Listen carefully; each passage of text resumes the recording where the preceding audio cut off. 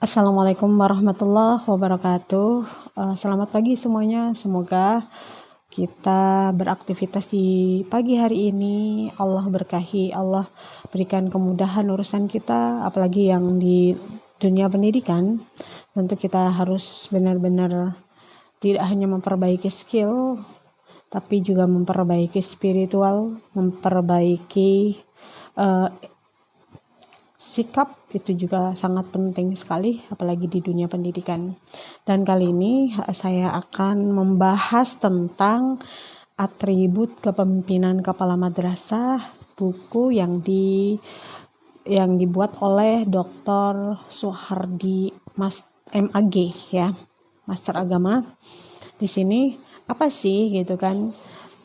Atribut kepemimpinan kepala madrasah itu apa saja sih? Di sini saya akan menyampaikan beberapa poin yang harus dimiliki oleh kepala madrasah. Yang pertama, spiritual. Tentunya kepala madrasah ini harus memiliki spiritual yang baik.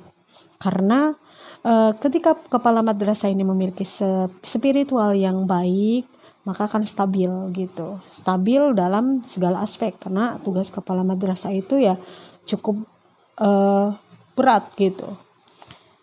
Dan yang kedua adalah kepala madrasah itu harus memiliki jiwa leadership ya. Harus memahami apa sih makna jabatan kepala madrasah gitu.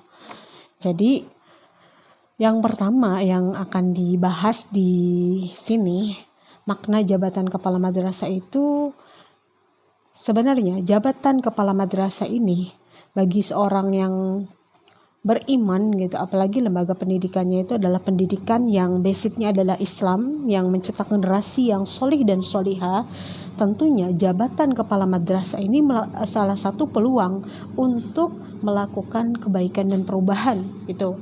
Dan yang kedua adalah jabatan kepala madrasah adalah amanah yang nantinya akan dimintai pertanggungjawabannya di hadapan Allah ataupun di hadapan manusia, pimpinan kita, atasan kepala madrasah gitu ya. Yang ketiga, jabatan kepala madrasah adalah kesempatan untuk membangun jejak positif. Dan yang keempat, jabatan kepala madrasah adalah menyiapkan tiket ke akhirat. Dan yang kelima, jabatan kepala madrasah adalah untuk menentukan masa depan umat di masa depan. Jadi mencetak generasi yang solih dan solihah itu tentunya dilihat yang pertama kali adalah bagaimana kepala sekolah itu menjalankan tugas dan kewajibannya dengan baik dan memahami makna daripada jabatan kepala madrasah itu sendiri. Dan yang keenam, jabatan kepala madrasah menentukan karir kepemimpinannya di masa depan gitu ya. Biasanya seorang kepala madrasah yang sukses itu maka akan diberikan amanat yang lebih tinggi lagi gitu. Biasanya seperti itu, akan diangkat derajatnya oleh Allah gitu kalau sudah menjalankan kepemimpinannya ini dengan baik. Tapi kalau misalkan belum menjalankan kepemimpinannya dengan baik sebagai kepala madrasah, maka yang dipimpinnya juga akan lebih bingung mengarahkan tujuannya kemana gitu. Tapi kalau misalnya kepala sekolahnya sudah sudah memahami apa sih apa sih gitu kan makna jabatan kepala madrasah itu, tapi ternyata tidak ada support misalkan dari atasannya, misalkan atasan kepala madrasah, misalkan yayasannya tidak ada support ketika kepala sekolah menjalankan tugas dan kewajibannya sebagai kepala madrasah, tidak disupport oleh yayasan dan juga tidak dilaksanakan oleh guru-guru, oleh TU, oleh staf dan wali kelas, wakil kepala bidang, maka itu juga tidak akan berjalan. makna ini harus selaras. Kepala sekolah memahami makna daripada kepala madrasah tersebut, yang dipimpinnya pun misalkan wakil kepala bidang kesiswaannya, wakil kepala bidang sarana prasarana, kurikulumnya, humasnya, atau wali kelasnya, guru-gurunya, bidang perpustakaannya, bidang laboratoriumnya, itu memahami makna dari tugas-tugas tersebut, maka insya Allah akan berjalan dengan stabil, akan berjalan dengan mulus gitu.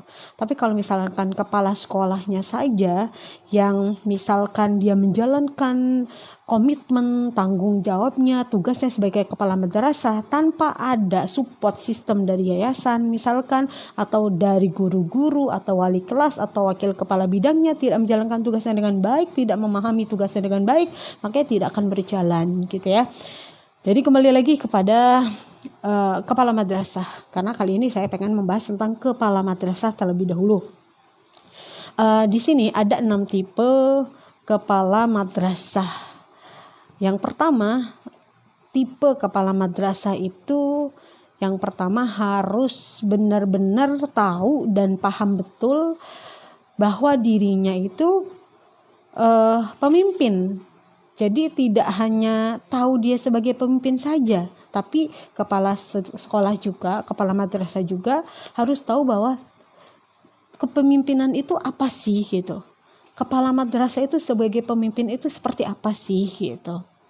Karena ya kepala madrasah ini ya pada dasarnya adalah bukan hanya jabatan saja yang tinggi, bukan, tapi emang amanah gitu yang sangat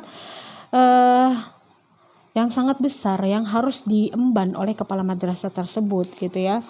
Jadi ketika kepala madrasah itu memahami gitu, mengerti gitu tentang kepemimpinan gitu, sehingga ia mampu juga untuk menjadi kepala sekolah yang berkompeten. Ketika kepala sekolah itu memahami kepemimpinan kepala madrasah itu adalah sebagai pemimpin dan paham betul kepemimpinan dalam kepala madrasah itu seperti apa, maka dia akan mencoba untuk menjadi kepala sekolah yang berkompeten gitu. Jadi kalau kepala sekolah memiliki atau tahu diri tentang kepemimpinan, maka dia akan terus menjadikan dirinya berkompeten gitu. Karena ketika kepala sekolah itu semakin berkompeten, maka insya Allah akan mudah untuk bisa mengajak orang lain yang dipimpinnya itu juga ikut berkompeten juga gitu. Dan tipe kepala madrasah seperti ini adalah tipe yang sangat diharapkan gitu kan, diharapkan karena ketika kepala madrasah memiliki pemikiran, kesadaran seperti ini gitu, maka dia akan terus menggali pengetahuan, dia akan terus menggali pemahaman gitu tentang bagaimana sih seorang kepala itu memimpin di dalam madrasahnya tersebut gitu ya. Tapi itu tadi gitu, kepala sekolah juga tanpa ada support sistem dari yayasan, misalkan kepala sekolah membuat program yang bagus gitu kan, untuk memajukan lembaga pendidikan tersebut, untuk mendisiplinkan, untuk memotivasi supaya guru tersebut misalkan lebih rajin dalam beraktivitasnya, atau misalkan murid ketika lulus dari lembaga tersebut bisa memberikan manfaat kepada orang lain, untuk dirinya, keluarga dan masyarakat, dan juga untuk bangsa dan negara kita, misalkan membuat aturan-aturan tersebut, program-program yang bagus tapi ternyata tidak disupport, tidak didukung oleh yayasan, itu juga tidak akan berjalan gitu. Makanya harus seimbang antara pengurus yayasan, antara yayasan dengan kepemimpinan kepala madrasah, dan juga apa yang dipimpin oleh kepala madrasah gitu. Makanya ketika jadi pemimpin itu harus benar-benar bijak. Misalkan ketua yayasan harus bijak kepada kepala madrasah gitu. Ketika kepala madrasah membuat program, membuat aturan-aturan yang untuk memajukan lembaga tersebut, disupport, didukung gitu. Jangan misalkan tidak didukung, tidak disupport, sehingga membuat kepala madrasah yang memiliki ide yang bagus, memiliki tanggung jawab yang besar gitu kan, bertanggung jawab lah untuk menjalankan tugasnya sebagai kepala, dia akan sulit untuk mencapai cita-cita, misalkan menjadi lembaga sekolah yang mumpuni gitu kan, yang diperhitungkan tidak hanya di dalam urusan dunia tapi juga urusan akhirat juga bisa diperhitungkan, bisa bersaing untuk masa depan gitu ya. Dan kembali lagi tadi tipe kepala madrasah di sini ada 6, saya sudah menyebutkan. Yang pertama tadi adalah tahu diri lah gitu, memahami gitu bahwa dirinya itu benar-benar tahu tentang kepemimpinan gitu, yang pertama. Yang kedua adalah tahu dirinya tidak tahu tentang kepala madrasah yang tahu kalau dirinya tidak tahu tentang ilmu kepemimpinan gitu. Ya ini gitu. Kalau kepala madrasah tidak tahu tentang kepemimpinan, maka dia akan malas gitu ya, akan malas. Kalau dia tidak tahu apa sih kepemimpinan dalam kepala madrasah itu, maka dia akan malas gitu. Dia akan malas, dia tidak punya ide, dia tidak akan membuat program bagaimana sih memajukan lembaga ini, tidak membuat aturan. Kan itu kan ranahnya memang tugas dan kewajibannya kepala madrasah gitu. Kecuali gitu kan, yayasan sudah membuat ada ART-nya, sudah membuat program-programnya yang sudah lengkap, tinggal kepala-kepala itu menjalankan saja, itu ya tidak ada masalah. Tapi ketika misalkan yayasan, ada beberapa yayasan yang memang belum punya ADART-nya, belum punya program-program yang istilahnya yang disiapkan secara rapih, tersusun dan terencana gitu misalkan, yang mau tidak mau kepala madrasah ya punya peran itu, karena memang sudah kewajibannya kepala madrasah untuk menjalankan kepemimpinannya sebagai kepala madrasah gitu ya. Jadi kalau misalkan yang kedua ini, kalau kepala sekolah tidak tahu tentang ilmu kepemimpinan, nanti ketika dia jadi ketua yayasan, misalkan jadi pimpinan, ya dia tidak akan dia tidak akan bijak dalam memimpin. Nanti ketika kepala madrasah menjalankan tugas dan kewajibannya, dianggapnya wah ini bumerang nih, ini musuh saya, ini saingan saya. Padahal enggak seperti itu gitu. Ada kepala sekolah yang betul-betul bertanggung jawab untuk benar-benar memajukan lembaga tersebut, untuk benar-benar menjadikan lembaga tersebut lembaga yang berkualitas. Yang ketiga ya, kepala madrasah itu kalau tidak tahu kalau dirinya, jadi kepala madrasah yang tidak tahu kalau dirinya tahu tentang kepemimpinan. Jadi ini tipe kepala madrasah yang tidak sadar gitu ya. Jadi perlu disadarkan gitu, misalkan dengan apa gitu. Ya disadarkan oleh pimpinan yang di atasnya gitu ya. Misalkan pengawasnya, ya disadarkan nih, kamu nih kepala sekolah tugasnya ini, kewajibannya ini. Karena kan ada kepala madrasah yang tidak sadar gitu ya. Jadi bisa disadarkan oleh pengawas madrasahnya, oleh yayasannya gitu ya. Yang tipe ini gitu tentunya harus banyak mengikuti pembinaan, pelatihan, harus terus belajar, harus terus mencari apa sih tanggung jawab kepala madrasah gitu ya. Tapi kadang kalau nggak sadar ya boro-boro mau nyari gitu. Harus benar-benar dicarikan, biasanya diprogramkan oleh yayasan pelatihan kepala madrasah misalkan, atau oleh pengawas pelatihan kepala madrasah gitu misal gitu, supaya sadar gitu. Karena ada tipe yang memang tidak sadar gitu. Jadi tipe yang keempat ini adalah tipe kepala madrasah yang tidak tahu kalau dirinya tidak tahu tentang kepemimpinan gitu. Jadi tipe ini tuh kepala madrasah itu diangkat bukan karena kompetensinya ya. Jadi bukan karena kompetensinya, tapi karena memang ikatan kekeluargaan dengan yayasan, dengan pejabat berwenang misalkan. Ya kalau misalkan masih keluarga yayasan, misalkan masih dengan keluarga pejabat yang berwenang, kalau mempunyai kompetensi bisa untuk mengembangkan madrasah tersebut dan bertanggung jawab untuk menjalankan tugasnya sebagai kepala madrasah, ya tidak ada masalah. Tapi kalau keikatan kekeluarganya dia tidak mumpuni gitu, tidak bidangnya di dalam pendidikan, misalkan angkat kepala madrasah tapi keluarga dari yayasan tersebut misalkan dia jurusannya insinyur misalkan, jadi dia tidak pernah mengenyam kuliah di lembaga pendidikan gitu. Tapi kalau misalkan kuliah masih pendidikan kaitannya itu ya masih boleh-boleh saja, sah-sah saja gitu. Jadi intinya jangan dijadikan prioritas utama gitu yang itu. Tapi memang tipe-tipe tadi yang memang harus menjadikan prioritas utama untuk mengangkat kepala madrasah gitu.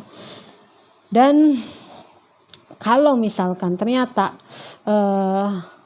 mampu gitu untuk menjadi kepala madrasah, ya silakan saja gitu, itu nggak ada masalah. Apalagi peluangnya sangat besar untuk benar-benar memajukan lembaga tersebut gitu, misalkan berkompeten gitu orang tersebut. Kalaupun memang masih keluarga dengan yayasan atau pejabat berwenang, ya silakan saja kalau memang dia mempunyai kompetensi yang bisa digunakan atau dikembangkan di lembaga tersebut gitu. Kelima gitu, kepala madrasah tidak tahu tentang kepemimpinan dan tidak mau tahu untuk tahu gitu. Ya tipe ini nih berbahaya banget gitu. Karena apa? Ya karena nggak tahu sama sekali gitu. Apa sih tugas kepemimpinan di dalam kepala madrasah itu seperti apa sih gitu kan? Jadi kurang apa ya, skillnya juga kurang gitu. Jadi kalau tipe seperti ini, maka madrasah bisa menjadi hancur gitu. Jadi memang Nabi juga Nabi juga menyatakan di dalam hadisnya, sesuatu yang diurus oleh orang yang bukan ahlinya maka tunggulah kehancurannya gitu ya. Jadi memang perlu banget mempelajari tentang kepemimpinan. Jadi kalau belum mengetahui tentang tugas kepemimpinan, maka ya akan merasa ya udah santai-santai aja, tidak punya program, tidak membuat aturan, tidak mengadakan rapat atau pembinaan atau pelatihan lah untuk pengembangan yang ada di madrasah tersebut. Dan yang keenam itu adalah kepala madrasah yang tidak tahu tentang kepemimpinan tapi sok tahu. Wah, ini lebih berbahaya, enggak tahu tapi sotoy gitu, sok tahu gitu. Ya pernah sih saya pernah berkomunikasi dengan seseorang lah gitu. Dia itu pernah jadi kepala sekolah gitu. Tapi sekarang menjabat sebagai di bawahnya kepala madrasah gitu. Sebutlah misalkan contohnya wakil kepala madrasahnya gitu. Kita tahu ya kalau di standar nasional pendidikan kepala madrasah itu kan 24 jam waktunya. Adapun kalau wakil kepala bidang itu kan 12 jam. Itu dia berkata bahwa ternyata tugas ini wakil kepala sekolah lebih berat daripada tugas kepala madrasah. Ya di situ juga sudah jelas gitu. Tidak tahu tapi sotoy gitu, sok tahu gitu. Ya sebenarnya kan tugas kepala madrasah itu banyak dan berat. Makanya kenapa harus ada wakil kepala bidang ya misalkan bidang kurikulum, bidang kesiswaan, bidang perpustakaan, bidang laboratorium gitu kan. Karena memang tugasnya itu sangat banyak dan berat gitu. Karena ya tidak hanya kepala madrasah itu tidak hanya membuat program kepala madrasah saja, tidak. Tapi yang dipimpinnya juga itu harus dievaluasi. Kepala madrasah harus melakukan supervisi, harus melakukan evaluasi, harus melakukan tindak lanjut. Misalkan dari wakil kepala bidangnya itu tidak menjalankan kewajibannya sebagai kepala bidang gitu. Ya kepala madrasah punya tanggung jawab besar untuk memberikan arahan kepada wakil kepala bidang tersebut agar menjalankan tugas dan kewajibannya dengan baik. Tidak hanya ke wakil kepala bidang kesiswaan saja, misalkan kurikulumnya juga, hubungan masyarakatnya juga, laboratoriumnya juga gitu kan, terus wali kelasnya juga dan guru-gurunya juga. Ketika guru-guru gitu malas-malas mengajar gitu kan, tidak membuat administrasi pembelajaran, kepala madrasah punya tanggung jawab besar untuk memberikan perubahan kepada lembaga tersebut gitu kan, dengan dengan berbagai macam cara yang bisa membuat guru-guru tersebut, wakil kepala bidang tersebut berubah menjadi lebih baik gitu. Jadi berat, tidak hanya satu fokus. Kalau kepala bidang tugasnya, kalau misalkan kesiswaan, ya tugasnya fokusnya kesiswaan aja. Dia tidak usah fokus ngotak-atik ke kurikulum. Dia tidak usah fokus ngotak-atik ke bagian sarana prasarana. Dia tidak usah sibuk-sibuk fokus ngurusin tugas wali kelas gitu. Tapi kepala madrasah punya tanggung jawab yang sangat besar untuk memberikan arahan, mengingatkan, menegur, memberikan sanksi, memutuskan. Bukan hanya dalam satu aspek saja, semua aspek yang ada di madrasah tersebut. Jadi berat, makanya pemerintah memberikan 24 jam, maka 12 jam. Jadi itulah sangat berat ketika kita menjadi pemimpin di lingkungan yang memang tidak stabil, tidak seimbang, tidak ada support dari yayasan misalkan ya, tidak ada support sistem dan dari yayasan maupun dari partner-partner yang ada di lembaga tersebut. Tentunya agak susah ketika kepala sekolah itu sudah sadar betul ingin memajukan lembaga tersebut, membuat ide-ide yang bagus, membuat program-program yang bagus untuk memajukan lembaga tersebut, tanpa ada support sistem dari yayasan ataupun partner-partner kerja yang ada di lembaga tersebut, tidak akan pernah bisa maju, tidak akan pernah bisa menggapai impian gitu. Karena ya kita lembaga itu organisasi, bukan individu. Ketika dalam organisasi ada salah satunya saja, misalkan salah satu guru misalkan nggak ngajar-ngajar, tapi yang akan terbawa nama buruknya, citra buruknya adalah lembaganya, bukan individu gurunya saja, tapi lembaganya juga terbawa, gitu ya. Jadi kepala madrasah juga gitu kan harus memiliki. Jadi gini, kepala madrasah itu harus benar-benar, jadi gini, kepala madrasah, jabatan kepala madrasah itu perlu kita maknai dengan betul ya, perlu kita maknai dengan benar gitu. Karena ketika kepala madrasah memaknai jabatannya dengan benar, dengan baik, maka dia akan menjalankan tugas dan kepemimpinannya dengan baik juga gitu. Kepala madrasah yang tidak boleh dilakukan oleh kepala madrasah adalah yang pertama, kepala madrasah itu tidak boleh berbohong ya. Sekali saja seorang kepala madrasah berbohong, maka perkataannya, motivasinya, atau ajakannya tidak akan mempan gitu. Dalam bahasa gaulnya tidak akan ngefek gitu ya. Mengapa? Karena ketika kepala madrasah berbohong, maka perkataan, motivasi, ajakannya tidak akan dipercaya oleh guru atau komunitas madrasah lainnya. Tapi tidak hanya kepala madrasah saja gitu. Ketika guru juga tidak memberikan contoh yang baik, maka itu juga akan membuat citra madrasah itu rusak juga gitu. Karena seorang guru itu kan adalah digugu dan ditiru. Ketika guru tersebut tidak memberikan contoh yang baik, tidak menjalankan fungsinya dengan baik sebagai guru, maka tanpa disadari dia sudah memberikan contoh, dia sudah mencontohkan nilai-nilai akhlak yang tidak baik kepada muridnya gitu ya. Jadi memang harus balance. Jadi ketika kepala madrasahnya menjalankan tugas dan kewajibannya, guru juga menjalankan tugas dan kewajibannya sebagai guru. Kepala yayasan juga misalkan menjalankan tugasnya sebagai kepala yayasan gitu. Tapi kalau misalkan tidak menjalankan salah satunya dalam organisasi kelembagaan, ya tidak akan pernah bisa maju. Bukan hanya lembaga pendidikan saja, tapi lembaga perusahaan yang besar gitu. Kalau misalkan ada yang tidak melakukan kewajibannya, ada yang tidak melaksanakan tugasnya, ada yang tidak mengerjakan tugasnya, entah karyawannya, entah sekretarisnya, entah manajernya, ya misalkan, maka direktur tidak akan bisa mengelola perusahaan tersebut kalau yang dipimpinnya itu banyak yang melalaikan kewajibannya. Jadi harus balance dan seimbang ya.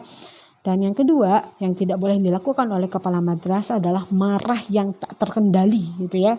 Marah-marah, ngamuk-ngamuk gitu kan. Ya, marah yang seperti apa yang dibolehkan. Misalkan marah karena memang gurunya itu tidak ngajar-ngajar, tidak membuat perangkat pembelajaran, wakil kepala bidangnya juga tidak menjalankan tugas dengan baik, wali kelasnya juga tidak menjalankan tugas dengan baik, kepala sekolah marah. Tapi marahnya itu bukan yang marah-marahnya orang yang benar-benar awam, orang yang tidak mengerti mengaplikasikan marahnya itu seperti apa. Marahnya itu yaitu mengambil tindakan. Dengan cara apa? Dengan step by step, tidak langsung dikeluarkan. Tapi ditegur dulu, diingatkan dulu. Ternyata misalkan guru tersebut masih gak ngajar-ngajar aja, dipanggil, suruh membuat surat tanda tangan pernyataan. Kalau ternyata sudah begitu masih melakukan aja, tidak pernah ngajar, tidak membuat perangkat pembelajaran, tidak menjalankan tugasnya dengan baik sebagai wali kelas, sebagai wakil kepala bidang, maka guru tersebut dibuat perjanjian lah, mungkin untuk lebih bijaknya dulu ya. Perjanjian mau lanjut, kalau mau lanjut berarti kamu harus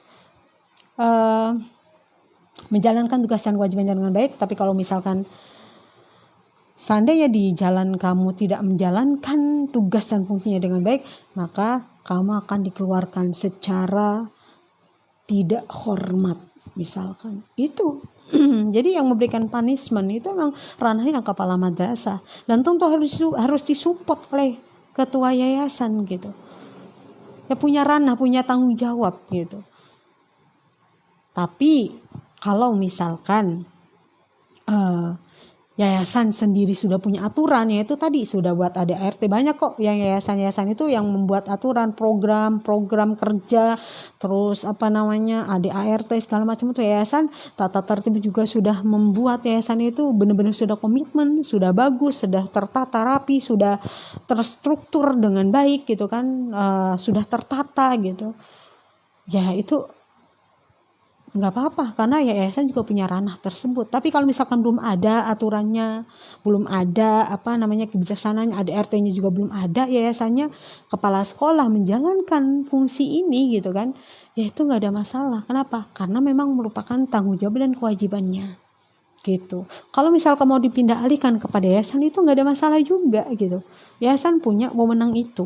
Tapi kalau belum ada aturannya, belum ada ADART-nya, belum ada program yang terstruktur, tersusun secara rapi, ya berarti kepala madrasahnya harus benar-benar secara maksimal menjalankan kewajibannya. Ya. Jadi itu yang kedua, yang tidak boleh itu marah yang tidak terkendali gitu. Tapi marah yang terkendali ya masih boleh, yaitu tadi. Marah yang terkendali itu ya kepala sekolah jangan diam aja ketika guru nggak masuk, nggak buat perangkat pembelajaran, ketika misalkan wakil kepala bidangnya tidak menjalankan tugas dan kewajibannya, atau wali kelasnya juga tidak menjalankan tugas dan kewajibannya, jangan diam aja. Kalau diam itu ya namanya kepala madrasahnya tidak bertanggung jawab. Justru kalau kepala madrasah bertanggung jawab, dia akan melakukan yaitu tadi, melakukan punishment gitu. Dengan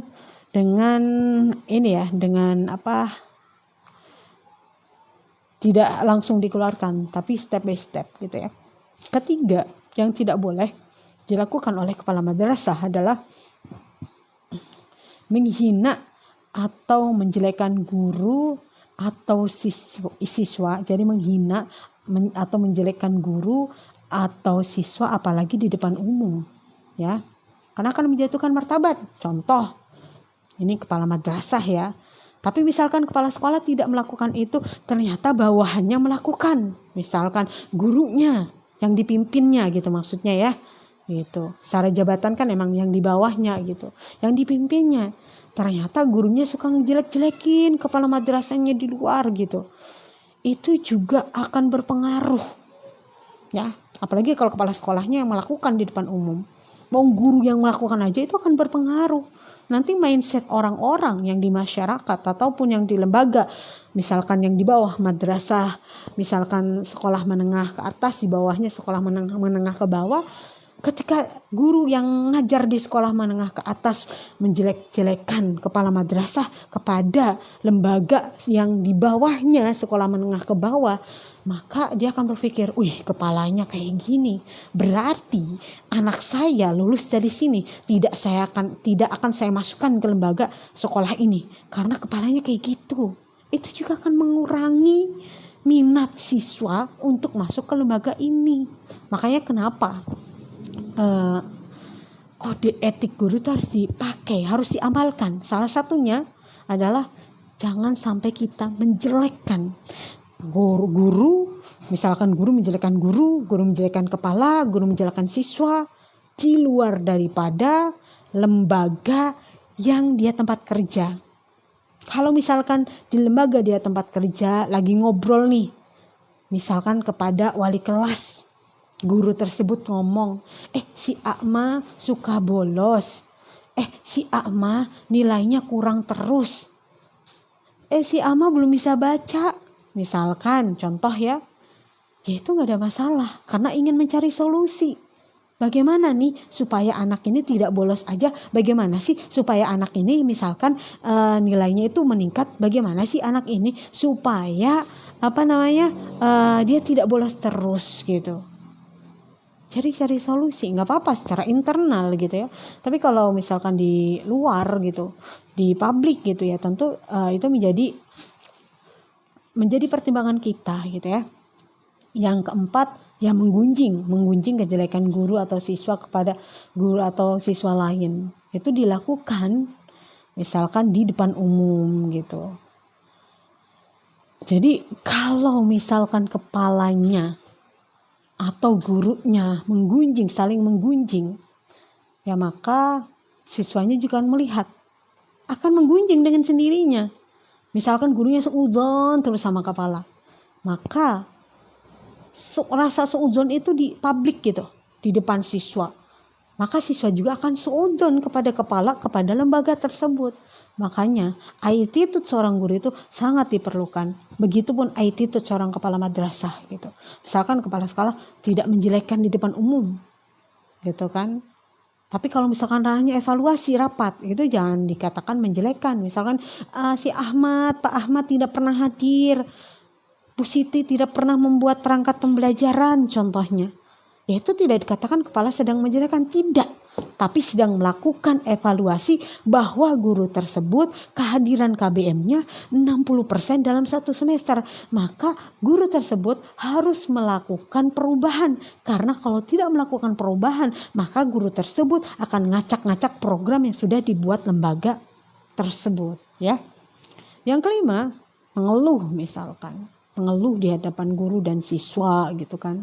Misal seorang kepala madrasah ngeluh kepada guru, aduh gimana nih ya, yayasan belum ngasih honor gitu misalkan. Ngeluh itu juga tidak boleh dilakukan oleh kepala madrasah dalam hal apapun.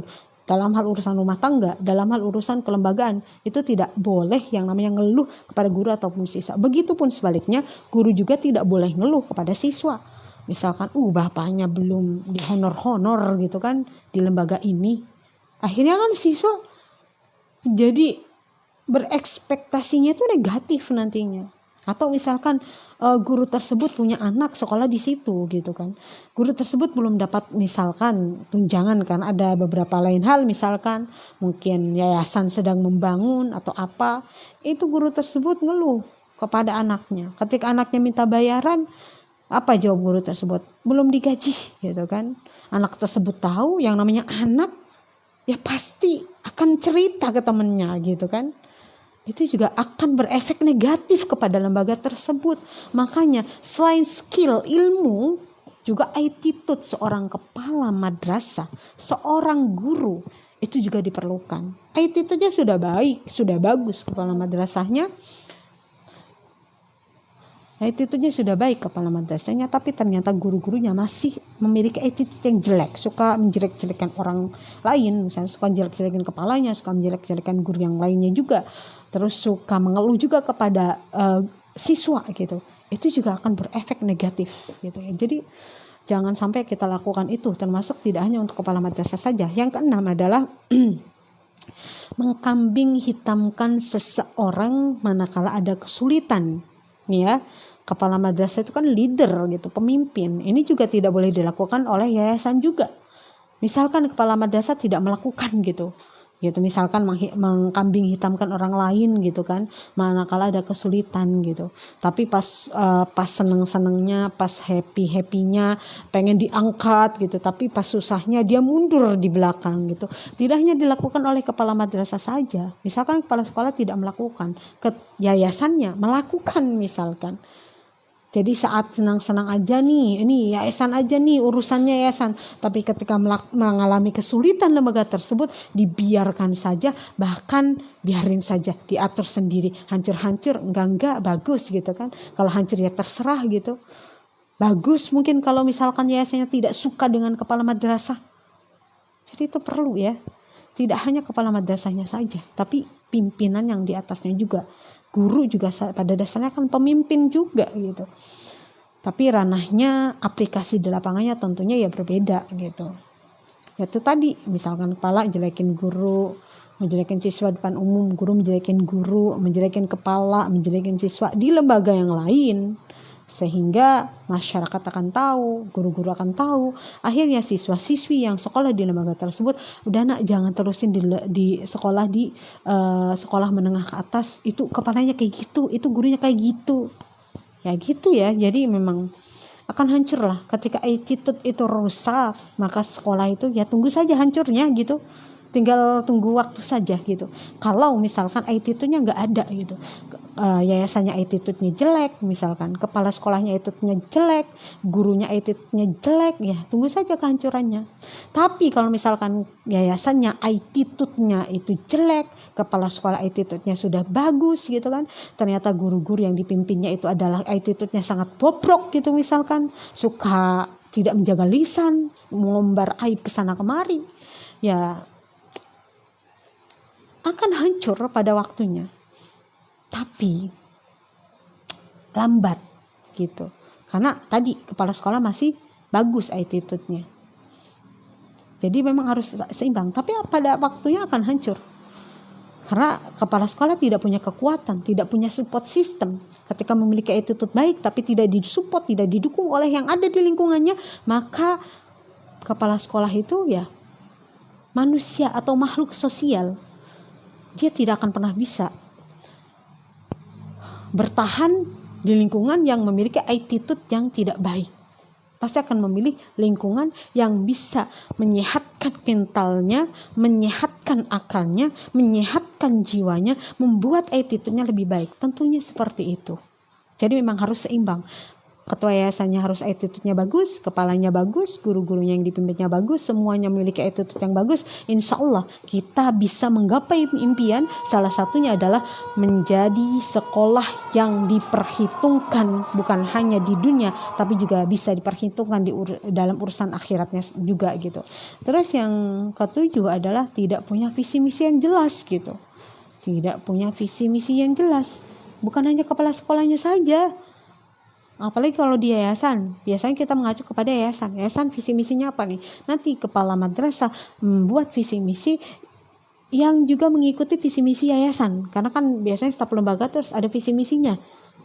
Gitu, mengikuti yayasan tapi juga bisa ditambahkan misalkan untuk pengetahuan umumnya gitu. Misalkan kalau visi misi yayasannya adalah tahfidz Quran, tentu sekolah, lembaga sekolah tersebut harus mengikuti visi misi yayasan yaitu tahfidz Quran, tapi ditambahi dengan misalkan pengetahuan umumnya gitu, supaya anak-anak itu ketika lulus tidak hanya tahfidz Quran tapi juga memiliki ilmu pengetahuan yang juga mumpuni dan bisa bersaing di masyarakat zaman now gitu ya. Yang ke-8, berpikir tertutup gitu. Merasa paling benar gitu. Keras kepala gitu. Ya, itu berbahaya. Tertutup. Tapi kalau misalkan kepala madrasahnya sudah membuka diri, ngajak ngobrol dengan misalkan mengundang rapat gitu kan. Terus yang disampaikan atau program-programnya itu memang istilahnya hal yang sudah biasa, memang di lingkungan pendidikannya memang harus begitu. ya itu nggak apa-apa gitu dijalankan. Tapi ternyata udah bagus, program-programnya sudah sesuai dengan lembaga pendidikan, ternyata ada guru atau yang dipimpinnya itu tidak suka gitu, tidak suka, merasa tertekan justru. Kalau misalkan harus disiplin, harus aktif, nanti kalau misalkan nggak mencapai 90% kehadirannya, berarti tidak dikeluarkan honornya, misalkan beberapa persennya gitu, misalkan karena memang gurunya itu hanya dalam 1 bulan masuknya 1 kali, yang seharusnya 1 bulan itu 20 kali tapi baru masuk 1 kali, ternyata misalkan tidak dicairkan, tidak ditandatangani gitu, misalkan yang guru sertifikasi atau guru PNS gitu. Ya itu sebenarnya mah kepala sekolah sangat bagus memiliki keputusan seperti itu gitu. Tapi ada kalanya memang yang belum berpikir jauh, ketika memiliki kepala sekolah yang seperti itu nggak terima, emosi gitu yang dipimpinnya itu ya. Jadi memang butuh yang namanya lingkungan yang sehat, agar ya akal kita sehat, jiwa kita sehat, hati kita juga tenang. Itu perlu banget ya, perlu banget gitu. Lakukan perubahan itu perlu banget, karena ya Allah itu tidak akan merubah suatu kaum kalau kaum tersebut tidak mau merubahnya. Ketika kita di sini misalkan, ketika misalkan siapa aja gitu berjuang, bekerja di lembaga tersebut, ternyata dia tidak dihargai, tidak dianggap. Dianggapnya antara kepala sekolah dengan yang lainnya yang tidak mengerjakan tugas apa-apa, misalkan disamain bentuk penghargaannya, ya tentu kalau memang sudah tidak dihargai, sudah tidak nyaman, sudah tidak dianggap, ya carilah tempat di mana yang membuat siapa saja gitu ya, akal sehat, jiwa sehat, hati tenang gitu ya. Jadi tidak ada salahnya gitu ya. Terus yang ke-9 adalah malas dan berhenti belajar. Ini tidak hanya dilakukan oleh kepala madrasah, ketua yayasan, pengurus yayasan juga jangan pernah malas dan berhenti belajar. Begitupun guru-guru gitu, wakil kepala bidang, wali kelas, semuanya jangan pernah berhenti belajar, apalagi di lingkungan pendidikan yang memang harga jualnya gitu. Yang paling utama itu kualitas yang kita jual adalah SDM, hasil daripada SDM siswanya. Ya, jadi tentunya hal yang sangat wajar seorang guru, wali kelas, wakil kepala bidang, kepala sekolah, ketua yayasan, pengurus yayasan itu terus jangan pernah berhenti belajar, terus menggali untuk menambah pengetahuan, untuk menambah kapasitas kepemimpinannya gitu. Maksudnya kualitas kepemimpinannya itu akan semakin bertambah kalau kita tidak pernah berhenti yang namanya belajar. Tidak hanya dilakukan oleh kepala madrasah ya, itu ya. Jadi yang tidak boleh dilakukan itu ya tadi, malas dan berhenti belajar, itu tidak boleh ya.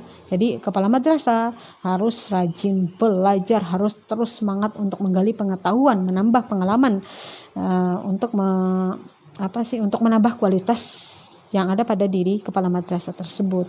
Yang ke-10 adalah yang tidak boleh dilakukan oleh kepala madrasah adalah pelit berbagi ilmu dan pengalaman ya. Ini tidak boleh gitu.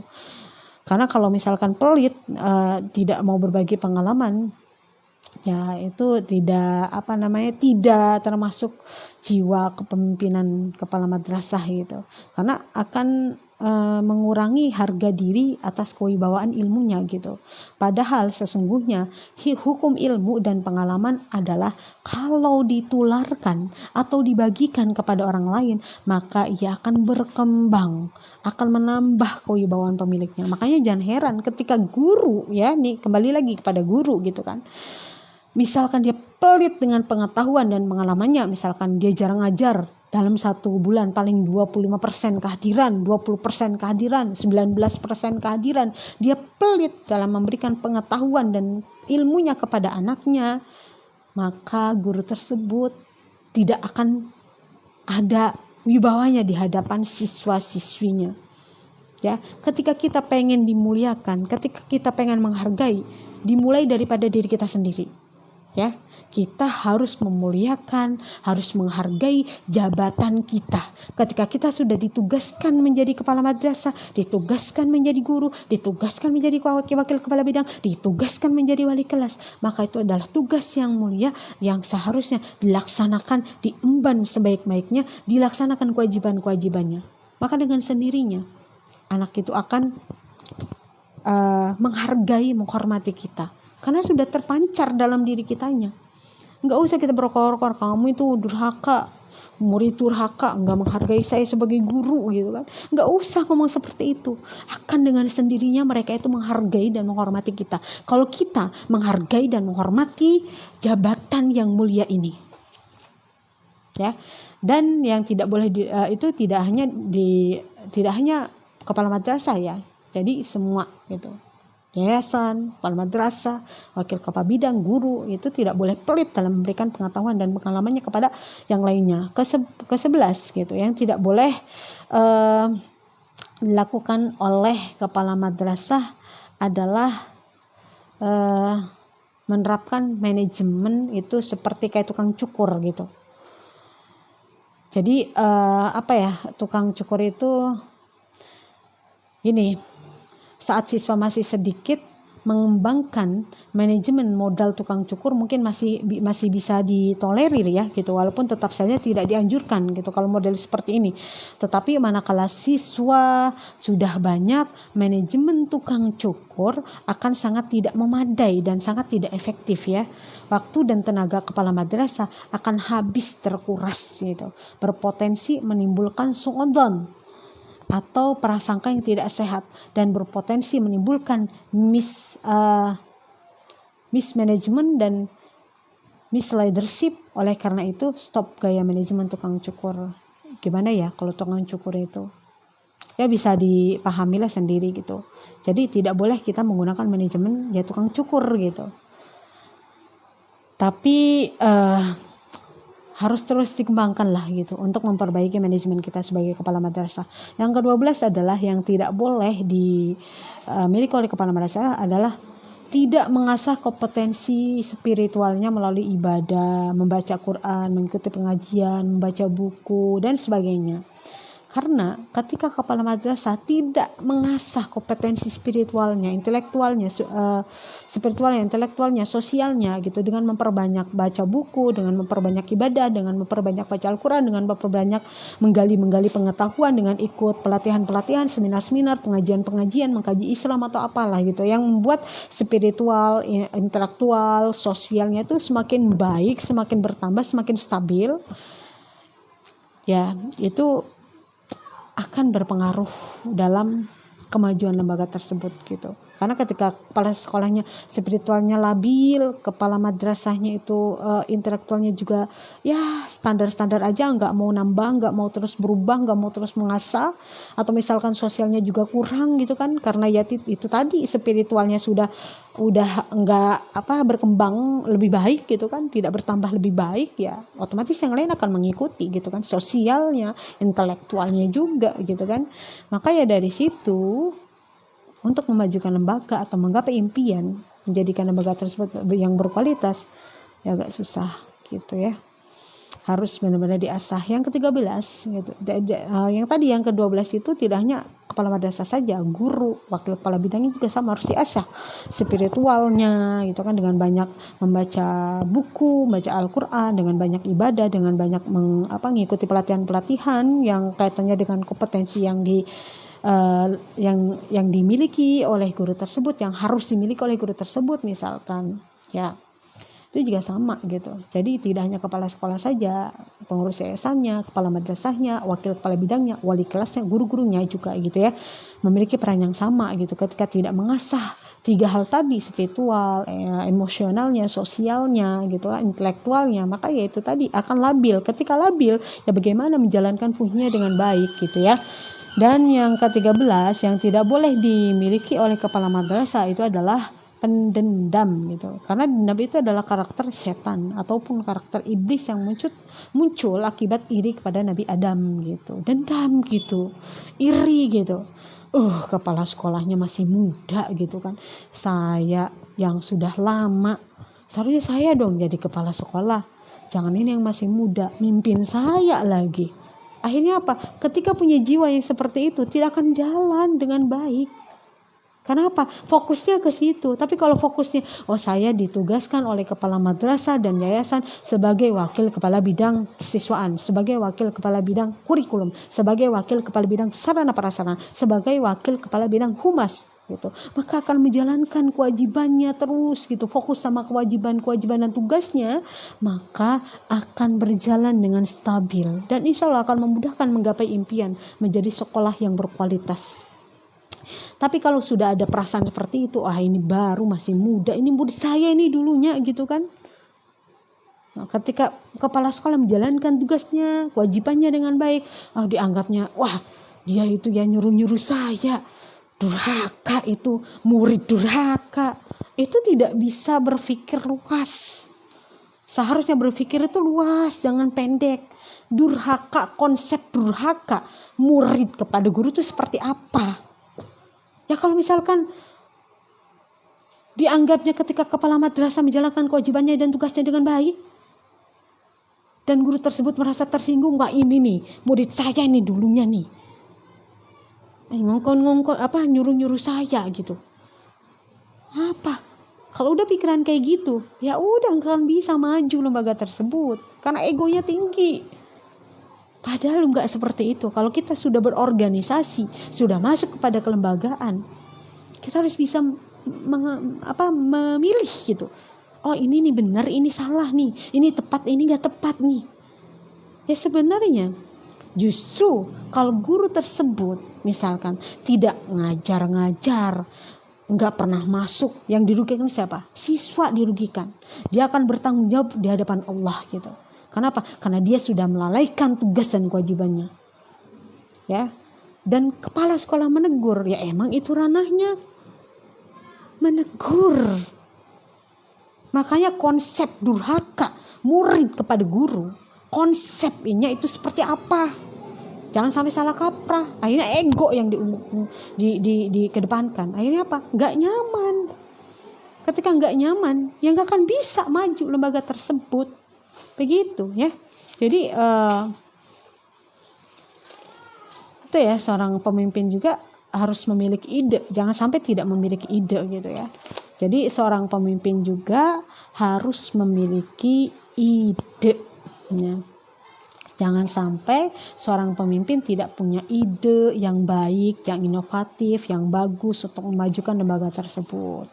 Tapi di sini juga seorang pemimpin juga harus memiliki ide yang bagus lah yang saya sebutkan tadi ya. Tapi kayaknya nggak akan saya bahas sekarang. Mungkin nanti insya Allah akan dibahas lagi. Mungkin ini saja yang dapat saya sampaikan. Mungkin tadi saya berapi-api karena memang ya saya mengalami sendiri gitu kan, di lingkungan yang memang membuat jiwa kita tidak sehat, membuat mental kita rusak, membuat akal kita tidak bisa jernih berpikirnya. Ya lakukan perubahan gitu, lakukan perubahan lebih baik gitu kan. Cari tempat di mana yang memang kita dihargai, disupport, dan memang kita didukung, tidak dipikirin aneh-aneh gitu. Karena pada dasarnya ya kepala madrasah yang bertanggung jawab itu hanya menjalankan tugas dan kewajibannya. Tidak ada berpikiran untuk ini mau ngelunjak ke sini, enggak. Mau jadi murid durhaka, enggak. Ya egonya diredam egonya. Kalau ego sudah ditinggikan ya mana betah gitu. Karena kalau misalkan ditelusuri lagi gitu kan. Contoh nih misalkan Rasulullah SAW bersabda kepada para sahabatnya. Sahabatnya itu adalah murid-muridnya beliau juga, karena yang mengajarkan spiritual, mengenalkan Allah gitu, mengajarkan perilaku akhlak mulia adalah beliau. Berarti kan beliau gurunya sahabat-sahabat juga. Apa kata beliau? Jangan sakiti putriku. Kalau sakiti putriku, maka dia juga menyakiti aku. Ya kalau kita misalkan dikembalikan lagi ke kehidupan yang sekarang gitu. Makanya kalau kita lihat di pesantren-pesantren Jawa itu biasanya seorang guru besar gitu, yang benar-benar punya peran yang sangat banyak gitu. Punya murid contohnya. Si guru ini punya anak, mungkin yang masih kecil anaknya. Si murid ini dia sudah besar. Dia minta guru tersebut minta untuk ngabdi di lembaga tersebut. Ternyata yang anaknya guru ini besar gitu kan, jadi generasi penerus, jadi pemimpin di situ. Nih murid nih, si murid ayahnya lah istilahnya, dia nggak terima gitu dipimpin oleh putri gurunya, karena mungkin rasa lebih muda ya, karena mungkin ya ya lebih muda daripada dia pernah saya ajar gitu. Itu kan pikiran yang aneh. Seharusnya menghormati guru yang sudah memiliki peran yang sangat besar. Itu juga salah satunya dengan mensupport, mendukung putra dan putri guru tersebut untuk meneruskan aset perjuangan. Itu juga sebagai bentuk pengabdian seorang murid itu terhadap gurunya. Jangan malah ya gitulah. Makanya saya sendiri sangat lelah banget gitu. Kalau misalkan posisinya lingkungannya sudah tidak sehat, tidak ada support, tidak ada dukungan, tidak ada kita mimpinya nih, contoh kepala sekolah mimpinya bener-bener besar banget, pengen pergi haji contohnya 5 tahun yang akan datang. Ternyata tidak support nih contohnya. Guru-gurunya misalkan tidak support gitu. Atau misalkan gini deh, contohnya dalam rumah tangga deh saya contohin.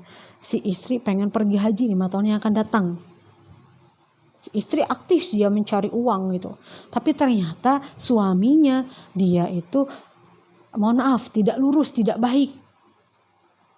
Dia ngasih nafkah ke istrinya enggak gitu misalkan. Buru-buru ngasih jajan, nafkah rumah tangga aja enggak dikasih. Jadi penghasilan dia dipegang sama dia. Gitu kan. Si istrinya akhirnya yang dia punya target untuk nabung 5 tahun ke depan dia bisa melakukan haji ke Baitullah misalkan, haji furoda gitu misalkan. Tapi ternyata karena dia harus menanggung beban rumah tangga yang menjadi kewajiban suami, akhirnya apa?